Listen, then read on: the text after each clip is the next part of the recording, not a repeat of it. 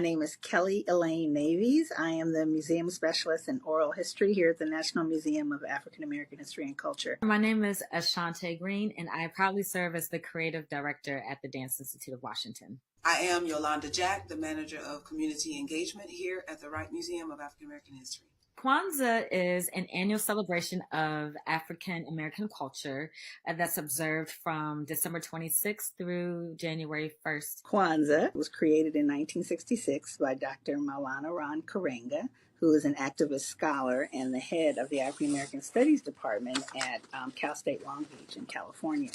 And it emerged out of the Black Power and Black Arts movement of the 1960s. And he came up with this distillation of these values that he found in many different African cultural festivals that take place right around this time of the year, like harvest festivals.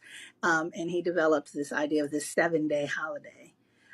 Right between Christmas and New Year's that could bring together African Americans of all religions and all faiths to practice these 7 principles. The 7 principles, or the Nguzo Saba, are Umoja, which is unity; Kujichagulia, self-determination; Ujima, or collective work and responsibility; Ujamaa, which is cooperative economics; Nia, which is purpose; Kuumba, creativity; and the last principle celebrated on the first day of the new year is faith, or Imani. The Kinara is one of those 7 principles, and that is where we hold the candles that represent the different principles of the holiday. So this is a Kinara.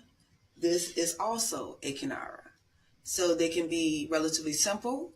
They can be relatively ornate. Even in the showing of the largest Kinara downtown, I'm able to now teach to my children. Each night you would light a candle and you would do something to honor that principle. My family's been practicing Kwanzaa for most of my life. And so you always have music, like some type of music of the African diaspora. The Karamu is like food of the African diaspora. So it might be what we know of as soul food, American soul food, but also there would be maybe something from Jamaica, jerk chicken. And then, of course, there's the cultural offerings. And as children, we were always encouraged to bring something. It could be a dance, it could be a skit, it could be a poem. Some families are storytellers. Some families are singers. Some families like to sit and talk and or read books and discuss. So each family, each individual will have their own perhaps way of celebrating or getting into the principles or into the celebration. This year we celebrate 28 years of the spirit of Kwanzaa with the Dance Institute of Washington. Our late founder, Fabian Barnes, wanted to just basically show the significance of how creativity through song, dance, spoken word, drumming can portray the struggles, the resilience and creativity within the Black experience.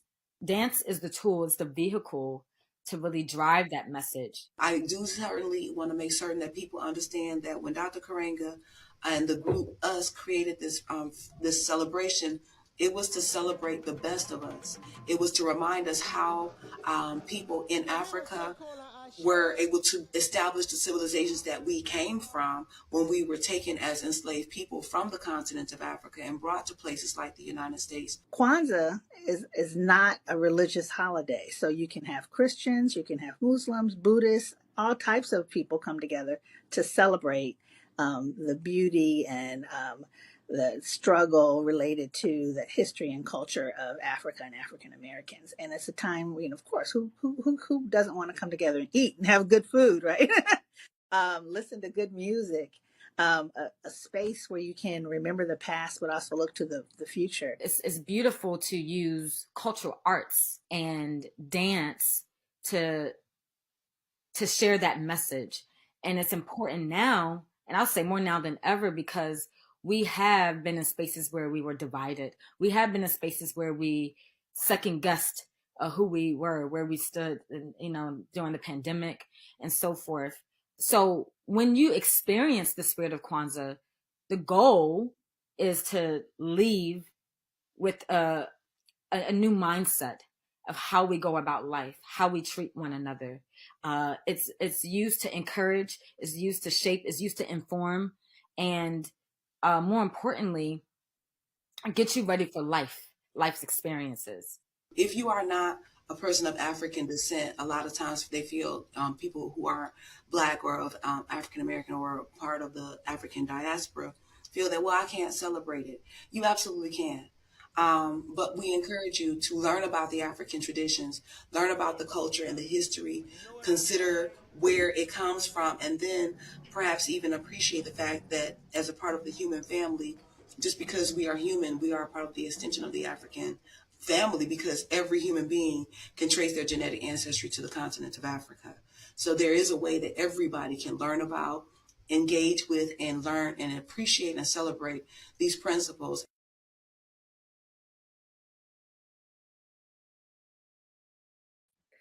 Good evening, good evening, good evening. Thank you for joining me here for Conversations with Taz. I'm a little stuffy, but we're going to do this, okay?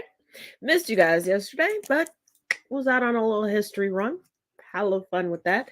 But let's jump right in to the latest, for some people, I guess, the greatest Trump news. Now, starting off strong, the Michigan Supreme Court. Keep in mind, the Michigan Supreme Court came in with a ruling today regarding Trump and the 14th Amendment, Section 3. I'm going to go through everything and break it down. So hold your horses till the end. Now, they rejected removing Trump from the primary ballot, okay? They also did not address whether or not he participated in an insurrection. The case can be renewed should he win the primary. The ruling, they went along the lines of their state rules. And people keep forgetting, yes, we have a federal government, but we also have states. And each state has their own rules and regulations regarding voting and ballot, their ballot laws, so to speak. So in alignment with that, he can be on the primary ballot because they're saying their argument, according to Michigan law, is any political party can put whoever they want on the primary ballot. It's a matter of the general election ballot. So should he make it onto the primary, they can bring their case back. This is why so much is waiting. This is why so much is on the shoulders of SCOTUS regarding their January 4th deadline to make a ruling as to, okay, what's it going to be? Is he going to be on the ballot or not for the presidential election? So don't even freak out. And do not forget, there's still 14 other states arguing to get him removed from the ballot. So a lot of these rulings, the judges, the justices are looking at primaries because we're in primary season and primaries are not national. So don't flip out. Don't flip out. Now, Trump is having a little bit of scuffle with Maine. He wants the Maine Secretary of State recused regarding the 14th Amendment dispute. He contends that they are a biased Democrat. Of course, he's going to fight this in the court of public opinion instead of going to court, the actual courts with facts, because he knows he can't win there. And coming from thehill.com, Trump demands recusal of Maine Secretary of State and 14th Amendment determination. Former President Trump on Wednesday demanded the Maine Secretary of State recuse herself from her upcoming decision on the former president's ballot eligibility under the 14th Amendment, citing her past statements about the January 6th Capitol riot. Also keep in mind, the only reason she's involved in this determination is because the people brought it to her. Everybody's so freaked out about Trump could become a dictator. Lord Jesus. Unlike other states where plaintiffs have sued over Trump's eligibility in court, Maine's system, like I said, state to state, Maine's system first allows the Secretary of State to weigh in. Challengers can then appeal in state court. In response to 3 petitions challenging Trump's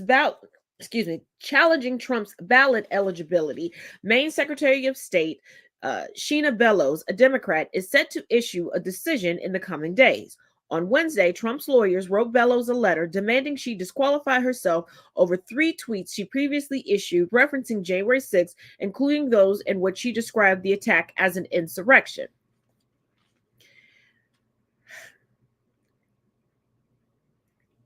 This is why I say Trump's team is a bunch of Timu lawyers that really think that his cases are going to like up the ante for their career. They're not. They've proven they're proven career destroyers, and whatever wealth anybody has gained to this point is going to be depleted.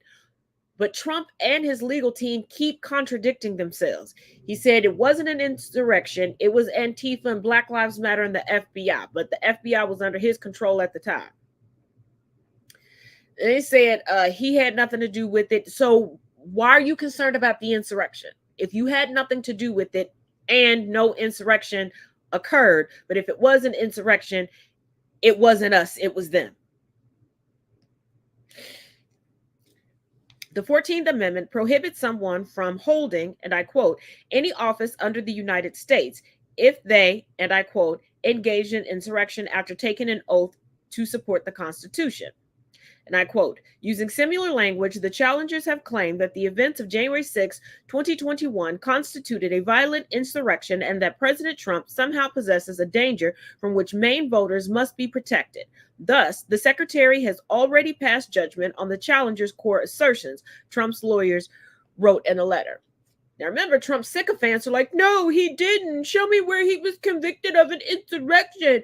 And then Trump is arguing that he has blanket immunity because he had a trial with Congress where he wasn't convicted. But y'all remember when he said that the whole impeachment process was a farce?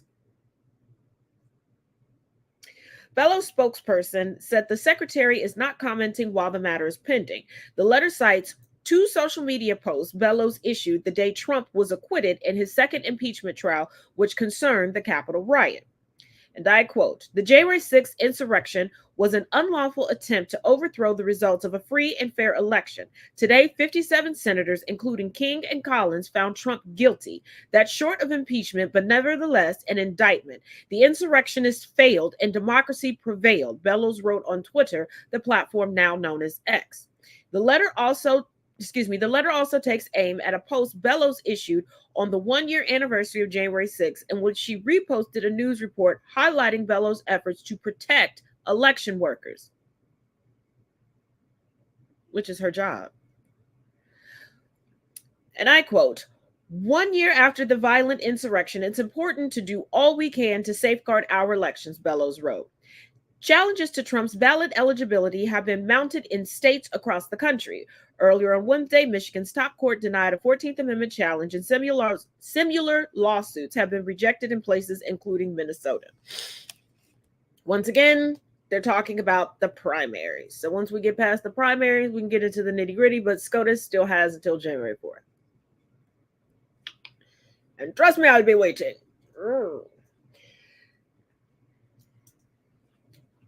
But also in Michigan, let's not forget that in Wayne County, Michigan, it recently came out, and we discussed this a little bit previously, that Trump contacted election officials to persuade them to not certify Biden's win for the last presidential election. The call was recorded. And let me say this again. I know y'all have heard me say it time and time again.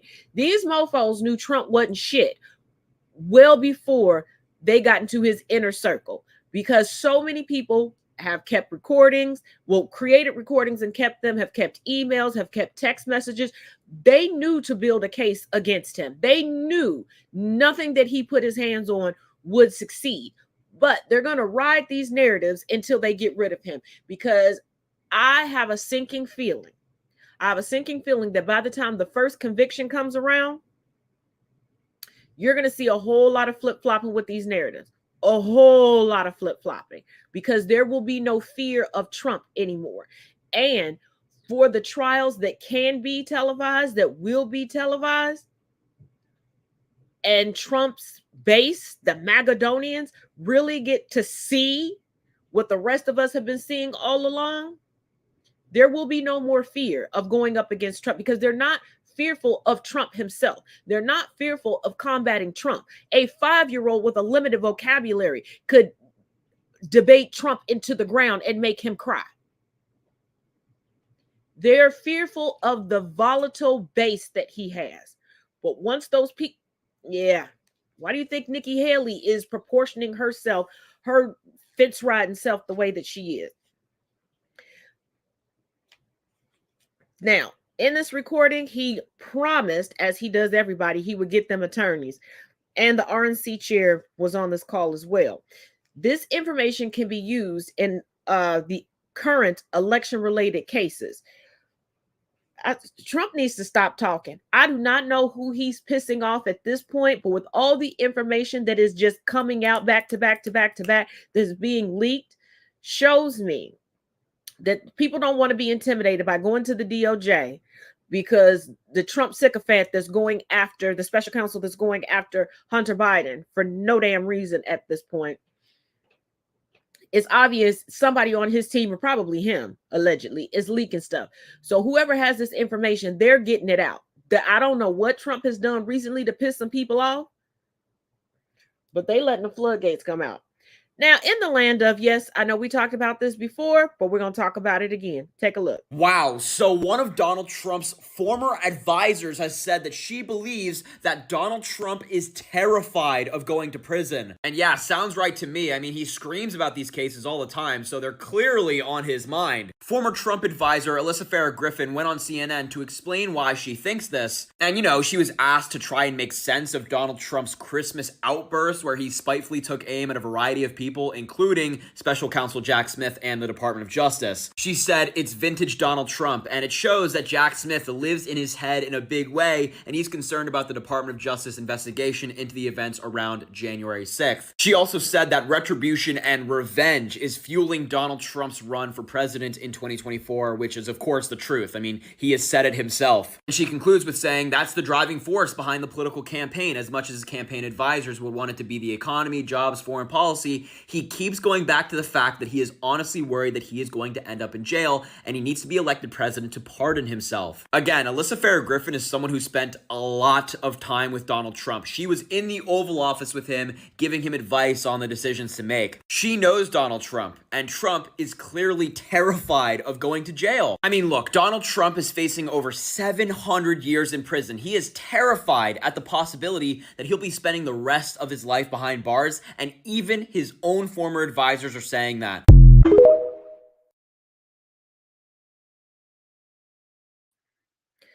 From the land of, Harry, you're months late, and you shouldn't be, given that you're on Biden's payroll, allegedly. Because we discussed this a while ago when another story leaked. But I wanted to bring this back up, because if you remember when I brought you the information before, and a clip and an article, Trump has been asking, like, would he have to wear a jumpsuit? Would he basically go to Club Fed? He is fervently concerned about it. And this is why I say, people are like, oh, well, this would be his second time in the White House. He understands how it works better. No, he doesn't. The fact that he thinks that he can pardon himself out of everything, he does not know how things work. He doesn't. He doesn't. And then the constitutional question as to whether or not a president can pardon himself. Woo, baby, the legal ramifications there. Like, he would need the entire Congress and the majority of the United States to cement an amendment to ensure that he could, without a shadow of a doubt, with nothing going to SCOTUS, be able to pardon himself. And let's not forget, he has federal charges and state charges. You can't be pardoned for state charges. And you can't say, I'm innocent, I'm innocent, I'm innocent, I'm innocent, I'm innocent, but I'm never going to prove that I'm innocent.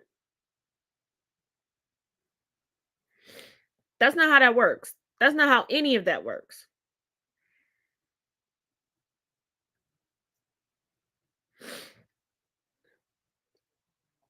At all. But I mean, I'm happy that across social media and in real life, people are finally starting to have the conversation regarding the 14th Amendment, Section 3.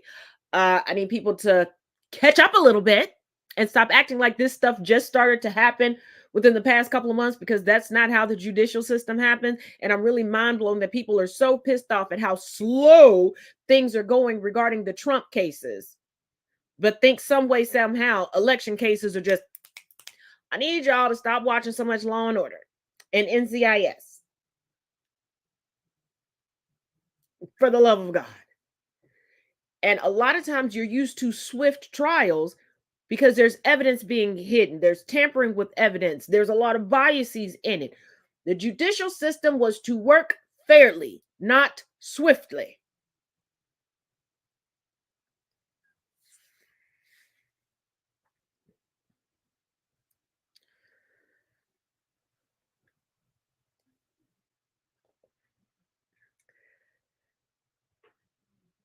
Now,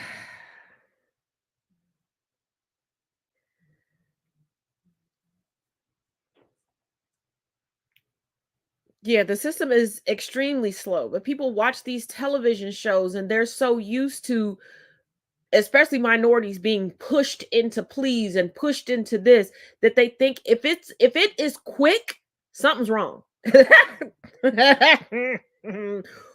And this is why I tell people all the time, stop throwing around and trying to act like, especially Black people, are so violent when you want to throw around arrest records.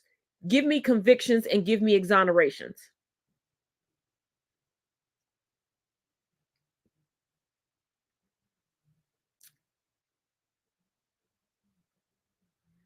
Because most people have forgotten about the Idaho killer. There are a lot of proceedings moving forward before we get full swing into this. And for the crimes as egregious as they are for Trump, why would anybody want them to go so swiftly that things are missed?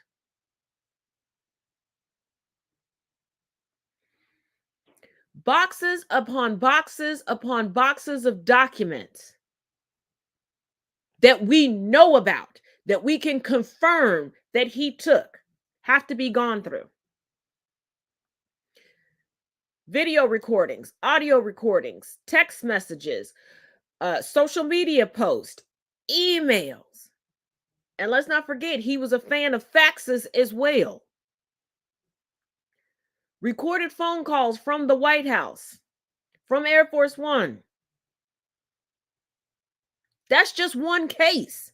And that's just regarding him. The further we move along and the more you think about it, the House of Cards wasn't just a house, it was a damn subdivision.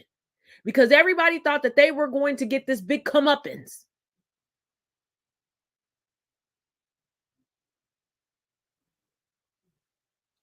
You have all these men and women of God that thought it was a blessing that they would be. Yeah. Mm-hmm. Mm-hmm.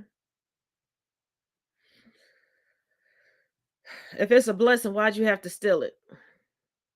Why do you have to steal it if it's a blessing?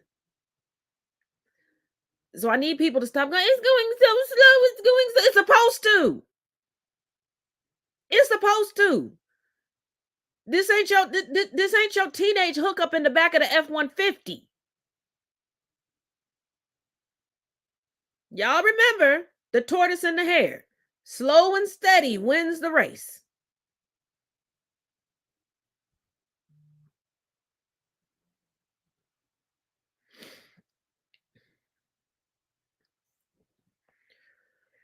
And other people have trials and judges have other things like you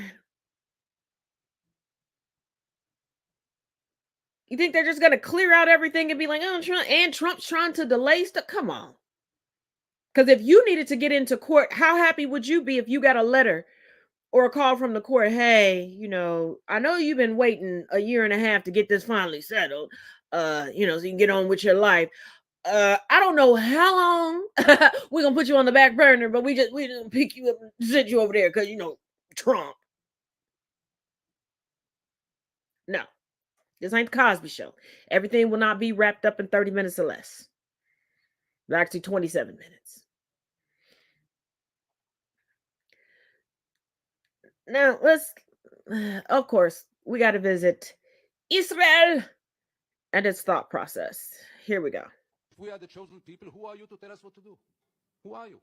Who is the international community to tell Israel what to do? International law? Who? Wonderful thing. It doesn't apply on us. It applies on any other place on earth, not on Israel. Because we are the chosen people. Don't you understand it? The second very deep-rooted value is obviously the value of we, the victims, not only the biggest victims, but the only victims around. I know many occupations which were longer than Israeli occupation, than the Israeli occupation. Some were even more brutal, even though it's getting harder and harder to be more brutal than the Israeli occupation. I don't recall one occupation in which the occupier present himself as the victim. Not only the victim, the only victim. If to phrase here, if to quote here the late Golda Meir, whom I quoted also last time, I know, but it is so unforgettable I have to use it again. She once said that we will never forgive the Arabs for forcing us to kill their children. We are the victims. We are forced to kill their children. Poor us. And as the victim and the only victim in history, again, it enables us the rights to do whatever we want, and nobody is going to tell us what to do, because we are the only victims. To this, there is a third very deep-rooted value, and this is the very deep belief. Again, everyone will deny it, but if you scratch under the skin of almost every Israeli, you'll find it there. The Palestinians are not equal human beings like us. They are not like us. They don't love their children like us. They don't love life like us. They were born to kill. They are cruel. They are sadists. They have no values, no manners. Look how they kill us. This is very, very deep-rooted in Israeli society, and maybe that's the key issue. Because as long as this continues, nothing will move. As long as most of the Israelis don't perceive the Palestinians as equal human beings, we are so much better than them. We are so much developed than them. And we are so much human than them. As long as this is the case, all our dreams, and we have some dreams, and I'll get to them, all our dreams will never become true as long as this core issue will not change.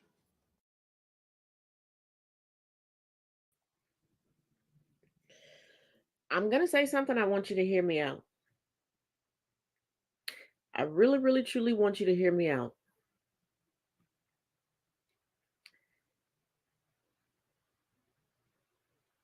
Big Z Zionists, especially those living in Israel, which is not the majority of the population of Israel. If you haven't seen the APAC series, you need to go and see that, watch that, because I break down the Zionist Congress and the voting and how they basically hide from Israeli citizens that they have delegates going to the Zionist Congress, because the vast majority of the people over there are not Big Z Zionists. They're not. The Big Z Zionists know what they're doing and that it's despicable. That's why they're hiding behind the boogeyman of anti-Semitism. Never again. Look how badly you treated the Jewish people. And it's only the Jewish people. People are quick to tell Black, indigenous, etc. communities, oh, get over it. It da da da da da and all this other stuff. But the existence of Israel is what makes white supremacists so terrified of marginalized communities of color. Because they're looking at Israel and the fact that they're getting their retribution, they're taking out their disdain for the Nazis and becoming the ultimate bully to the people who helped them. White supremacists are terrified of what would happen if marginalized people of color gained power. Because in the back of their mind, if they can do this to the people who helped them, what would they do to the people who harmed them?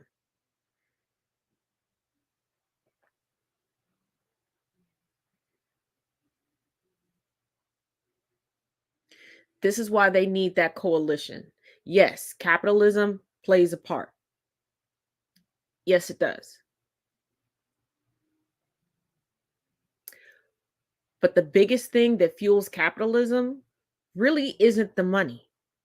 This is why you have famously wealthy families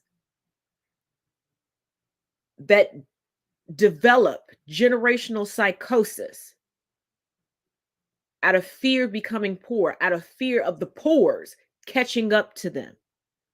Because they know what they're doing is despicable. They know who they're getting allyship from are despicable. And they need these allyships to avoid their worst fears, their incredible, tyrannical, horrific fan fiction becoming true. Because the rest of us know that art was created to imitate life. They look at life as imitating art. So the art that they create in their brain, as horrific and traumatic as it is, they are fearful that the rest of us have that same narrative and that same desire, and we want to put it forth. Because millionaires and billionaires do not believe that they can sustain themselves without tyranny. So they believe that the rest of us have that in our minds and in our hearts. This is why they're so against socialism, because if we come together as a collective, they believe that our end goal is to overthrow them.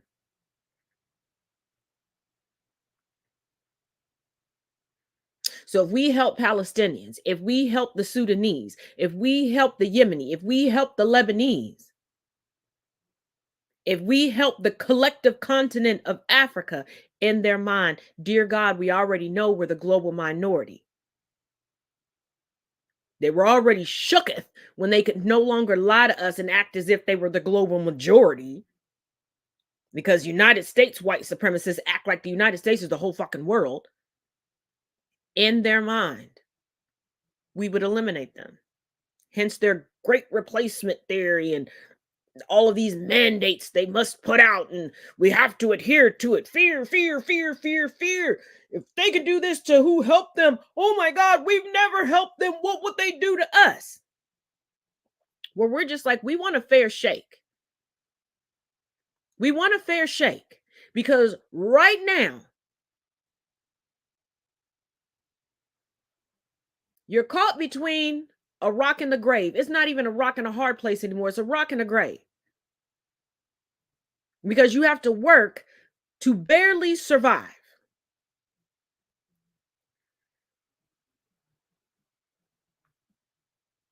And what they're allowing people to survive off of is going to send them to the grave anyway. And they're so caught up in their tyrannical fan fiction that they don't realize they're killing off the people that they need. Who's going to be your workers? Who's going to be your consumers? Because you want to keep raising these prices absorbently to keep this wealth gap in place. But you're going to get to a point where no one can afford anything. And then you don't want us to feed or care for our houseless population as more and more of us are becoming a part of the houseless population. So what happens when we're all on the street? The rules that you set up, we don't have an address. We can't renew a license. We can't get a birth certificate. We can't apply for your jobs. Then what?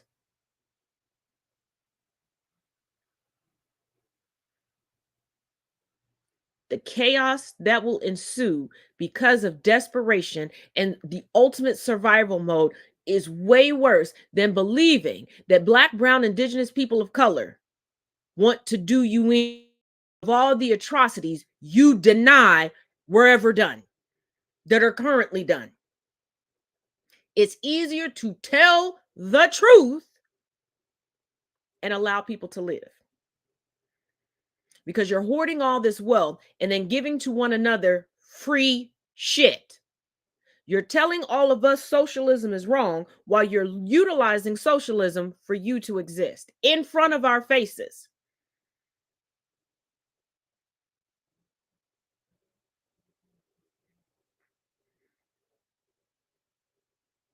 You're telling poor people that subsidies are wrong and they should just get it out the mud when every single day you are provided with a subsidy and you're using our tax dollars to subsidize whole other countries.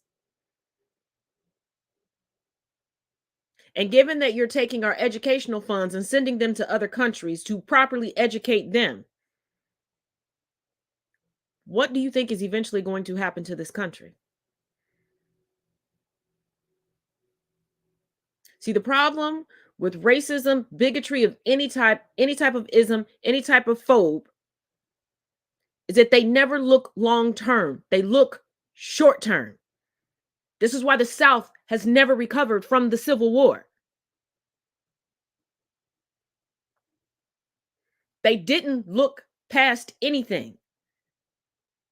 They looked at, oh, we have free labor, and forgot about all the other white people. Who's going to buy your stuff?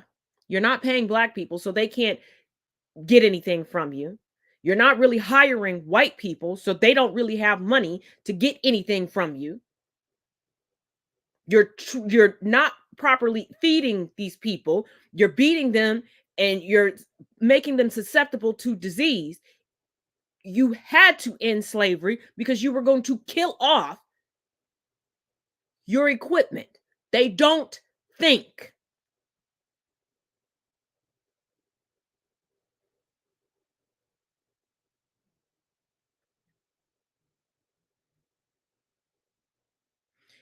And just like when they did not learn from the history, where there were decades of no one going to school in certain parts of the United States, this is why you have some boomers that legitimately don't know shit, because they weren't in school.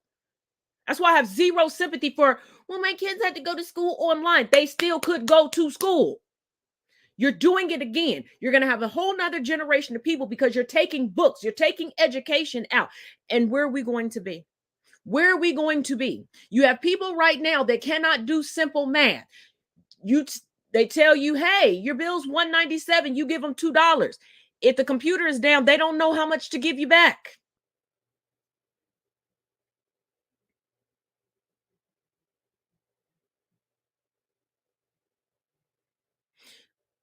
Because of the Dobbs decision, aka Roe v. Wade.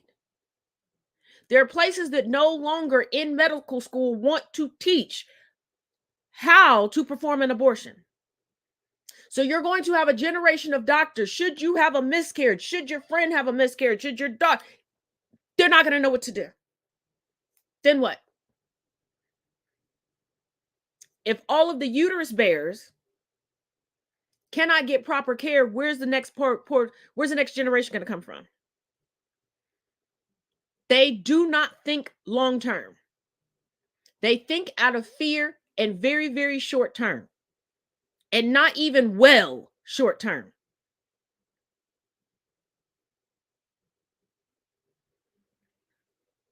Right now, if you're being educated in Florida, none of your education can transfer to any place else.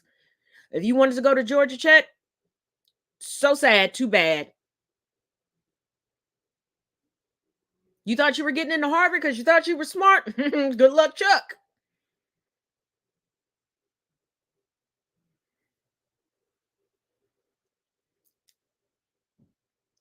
But you can donate to Israel Gives and buy property and ammunition and arms for settlers to go boom, boom, and take their kids out for the holidays to write their names on bombs to go blow up other kids. Fun times. Such fun times.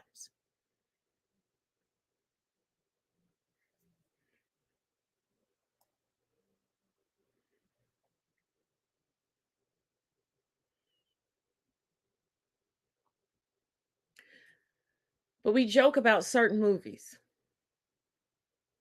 But right now, not just the United States, the world is working triple time to make some of these movies our reality.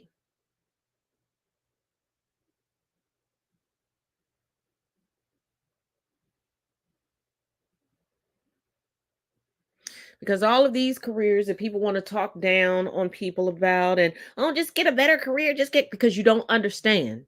And everything is based upon how much do you make, how much do you make, how much do you make, how much do you make, and it doesn't matter because they still look at certain job titles and think that they're just breaking in the dough, and most of them are not. So what happens when we don't have a sewage crew? What happens when we don't have anybody to man the power plants? We've already fucked over a whole lot of roofers in this country. Are we going to talk about the farming crisis that it looks like we're about to seriously go into?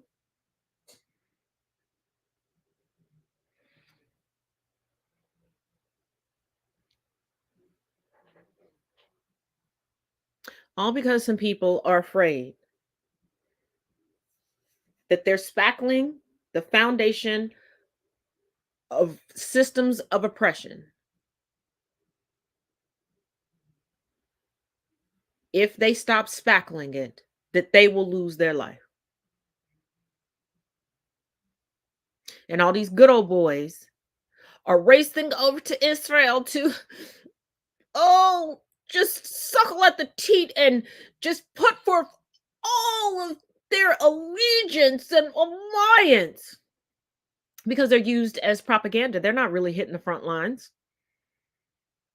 I've yet to see any of them with even a dirty uniform.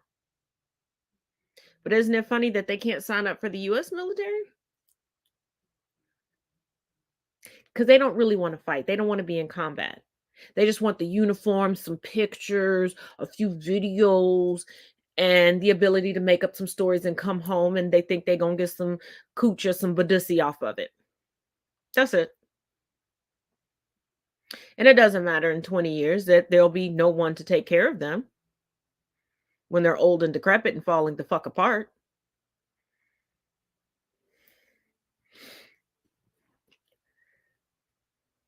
Oh, I can't wait for them to have to use, they won't even be able to have a bucket. At this point, we won't even have anybody to make the buckets. They better get some shit. They better, get their hands and start digging some holes. And then when they see that we have sanitation systems for a reason, when they start contaminating the soil,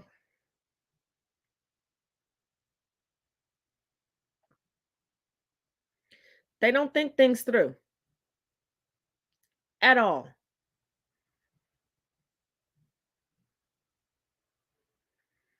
And that's why they want to argue so much. And they want to convince you that it's the Israelis that are the victim. It's them that are the victim. They're no different than the Karens and Richards out there that'll go, I'm afraid, as they're walking closer.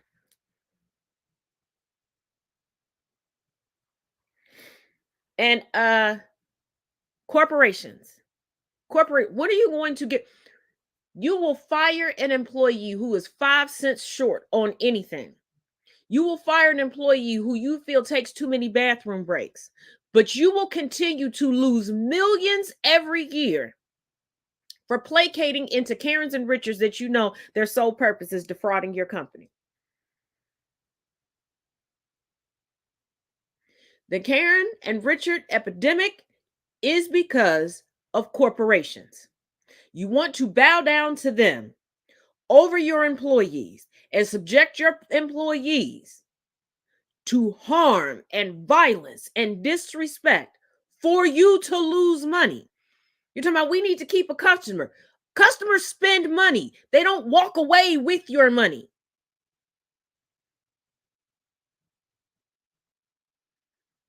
And they keep doing it and upping the ante and taking it to different places because it continues to work. Same goes for you, cops. They're stealing taxpayer money every time. They waste your time calling you to come out, and you sit there and you placate them. Start taking their asses to jail. Start telling them no.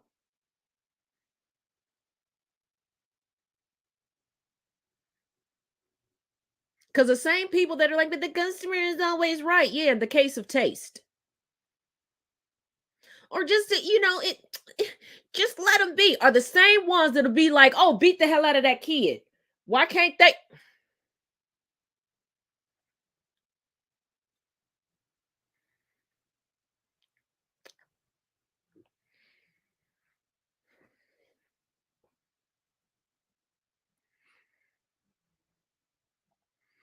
You refuse to accept that behavior in a child, but it's okay in an adult.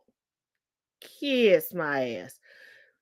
Now, to lighten the mood a little bit, we do have an update on one of our favorite telenovelas. We have an Arthur Knight update. Nicholas Rossi update! With only 1 week left before England has to either charge Rossi with a crime or let Scotland deport him back to the USA, we now know how much Rossi's courtroom antics have cost the Scottish taxpayer, and it's nearly £90,000. That is how much Nicholas Rossi was given in legal aid over the last 2 years. And that was just the money paid to his lawyers, shout out to Mungo Bovey, and doesn't include the cost of housing him in Edinburgh jail, court costs, and all the other expenses the state has incurred as Rossi worked the legal system to try to stay in Scotland. And last night, Scottish Member of Parliament Russell Findlay, who serves as the Shadow Justice Secretary, lashed out that this attention-seeking sex offender has made a mockery of Scotland's justice system while wasting valuable court time. This is a waste of public money. And while I believe everyone is entitled to due process, these are the tax bands in Scotland, so I can understand that some people here are scratchy that some of their money went towards this guy trying to escape justice. More Rossi news coming really soon. Stay tuned. And let's not forget, he had COVID twice. He faked some other illnesses and had to go to the infirmary. I don't know how he was getting money on his commissary. I don't. But remember, he was giving some to the other sex, to the pedophile friend of his. He beat up a couple of corrections officers. I don't know if they're called corrections officers over there, but that's what we're going to call them for the sake of conversation. Yeah.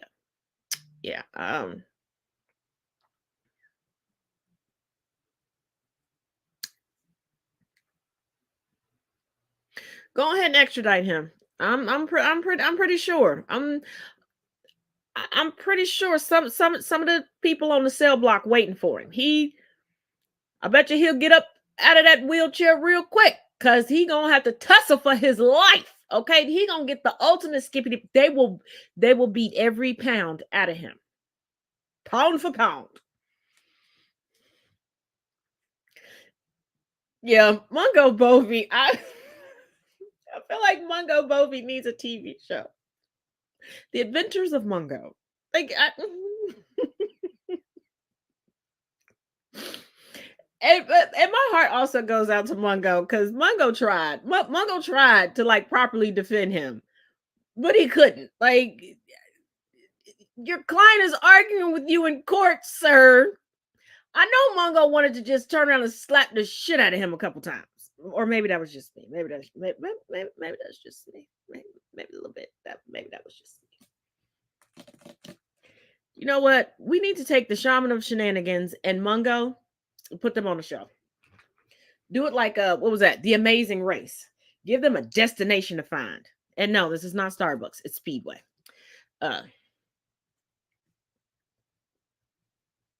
Speedway was very close, and they have coffee. Now, one more thing regarding Israel, because I'm tired, so tired of one particular argument coming up, as if gay people, as if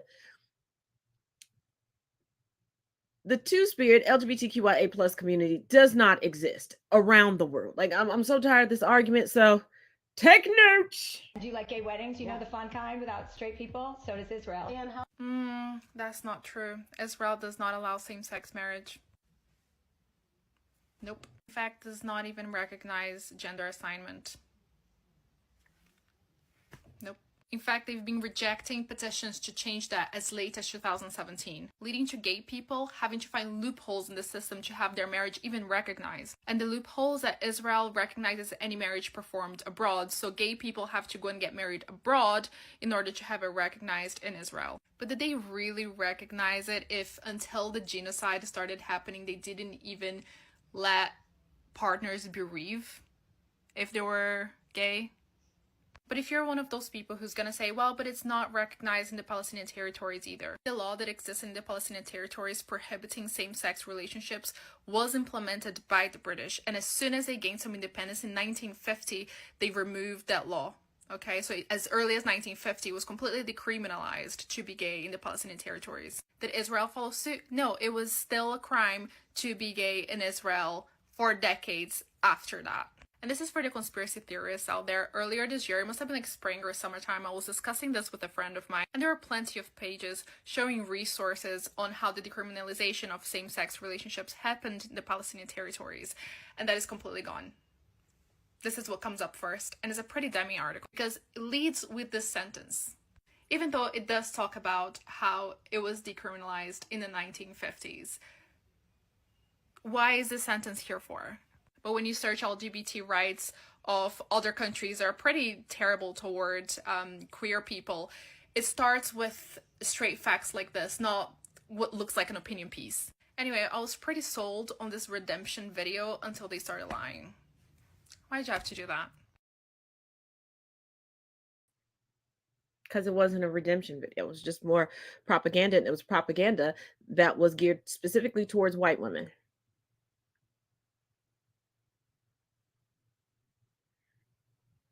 That's why you went from 2 white women saying some problematic stuff on a video that was sponsored to make sure, regardless of what side you were on, you would see it, to now 2 white women, one that was kind of sort of liked by people because she seemed to be open-minded to some people, because they don't pay attention to a lot of things. And that's why. Because it's so funny that everybody believes that if they have the support of white women, their movement will, we'll win with this movement. Motherfucker, please. No disrespect to white women, okay? No disrespect to white women. But what the fuck movement has been successful because it was just a bunch of white ladies?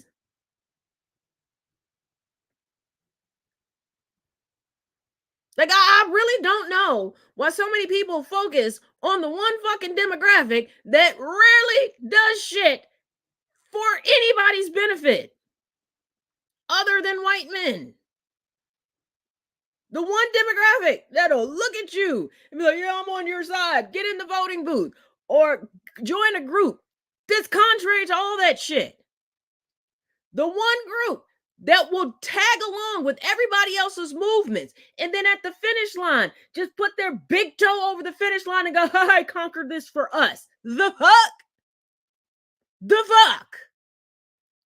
Because when push comes to shove and the fucking forest is on fire, you're calling us, asking us to get our hoses and our fire extinguishers to come save you. The fuck?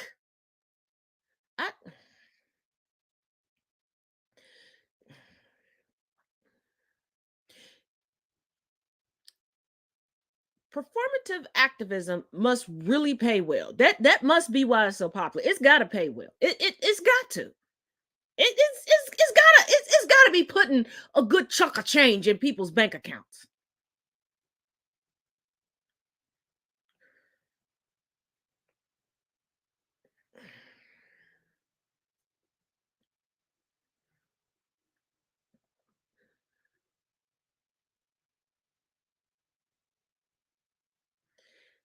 And I swear to God, if somebody goes, but Susan B. Anthony used how many black women and their bodies and their struggles and their plights and how many black men to get ahead, and then she left them in the fucking dust with her racist eugenics ass.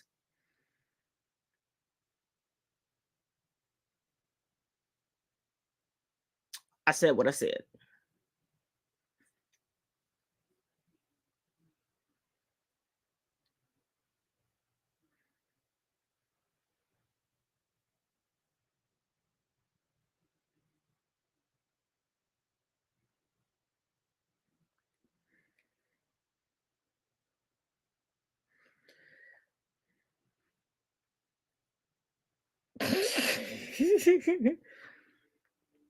Nope, Daughters of the Confederacy didn't even do it all on their own.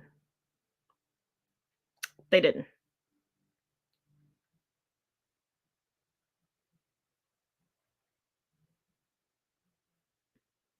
Nope. You'd be amazed at how many black women they let in order to slip in certain things. And quick PSA, okay? I have no problem with open dialogue. I love a good open dialogue, but please stay on topic. And if you're going to argue with me, be historically and factually correct. Because I am nice. I am not benevolent. I am so not benevolent.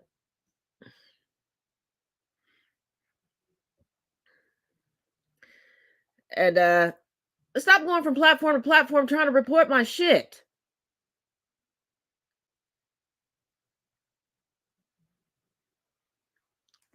You're simply proving me right. You do know that, right? You do know that. You must know that.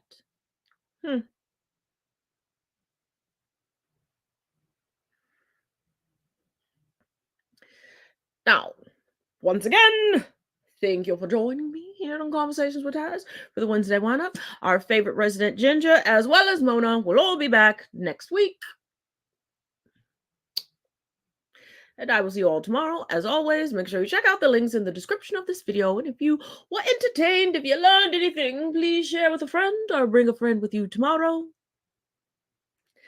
And I'm not sure if I'm just going to go wreak havoc on other platforms because I'm on one today, or if I'm going to go night-night. I'm not sure. All I know is that Puppers is still pissed at me.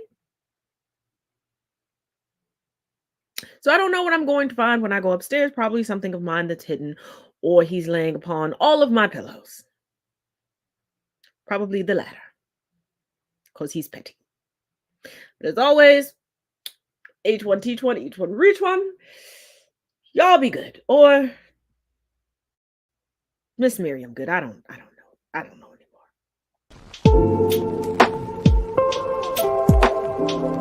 anymore.